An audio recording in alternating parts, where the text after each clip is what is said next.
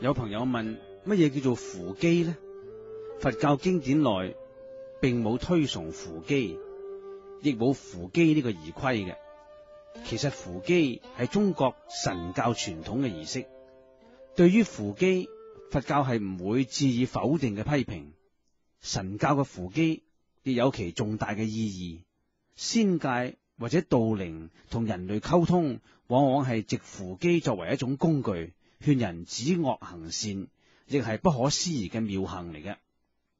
仙界神靈亦有信奉佛教嘅。根據《呂祖傳》，呂純陽道人亦提倡念佛法門嘅。宋朝嘅時候，揚州有一位石天機居士，每日定課念佛10000聲。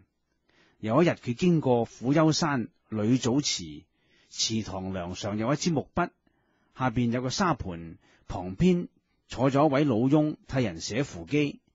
於是石居士就跪問呂祖像前，請問念佛有冇功德呢？乩手寫住木筆嘅一端放喺沙盤上，另外一端忽然間自動移動，寫出咗一首詩，內容禪靜俱備，聲韻柔和，對偶工整，令人驚訝嘅。詩名叫做《贈揚州石天機問念佛功德》，下署純陽道人。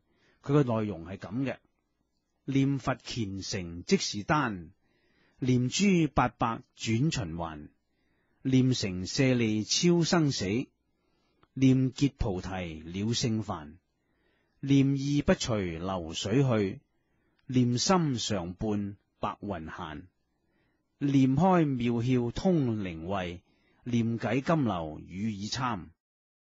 念佛虔誠即是丹，即係話念佛虔誠就係道家所謂嘅長生術。念珠800轉循環，一條念珠有108粒珠，手中不停循環轉動，口中不停咁念佛，念成舍利超生死。舍利喺呢度譬喻信願行具足，達到一心不亂嘅境界。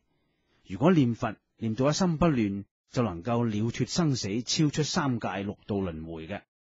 念結菩提了聖凡，菩提即係覺悟。如果念佛念到覺悟，就會超越聖凡。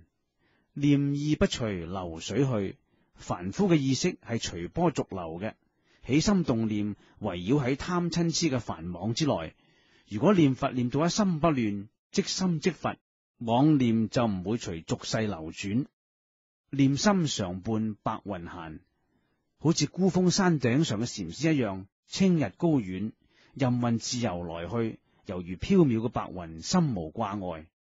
念開妙竅通靈慧，妙竅即係巧妙嘅修心方法，念佛係巧妙嘅方便法門，令人通靈慧。